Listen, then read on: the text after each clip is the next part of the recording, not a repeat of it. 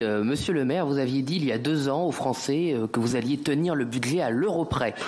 Donc 2 ans après, on n'est pas à 1 euro près, on est à 30 milliards d'euros près. Alors 28 milliards si effectivement on est précis.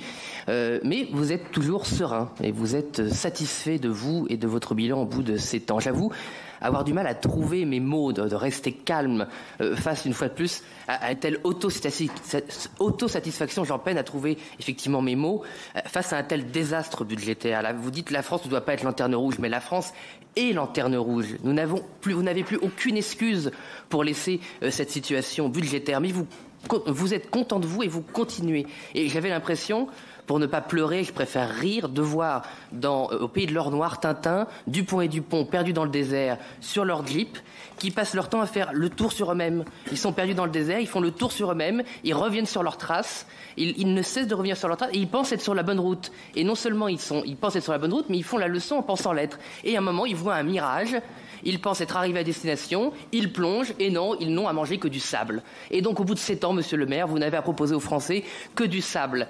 Et vous dites, je ne sais pas pourquoi il n'y a pas eu de loi de rectificative, mais on le sait, c'est qu'il y avait les élections européennes. Et vous ne vouliez pas collectivement dire la vérité aux Français, bien aidés, il faut le dire, par les Républicains. Et donc on nous avait dit, maintenant c'est la purge. Alors moi j'avais annoncé 95 milliards de purge. Ben non, en fait, j'étais optimiste, c'est 110 milliards de purge qu'il va falloir traiter pour vos prédécesseurs. Et vous n'avez rien à proposer au bout de 7 ans comme marge d'économie. Je cite, vous proposez le gel, donc ne rien faire. Réunir une commission, ça va bien nous aider. Et si on ajoute la solution de M. Cazenave, il faut vider les réserves. Donc votre seule solution, c'est donc vider des réserves que vous avez constituées avec des déficits.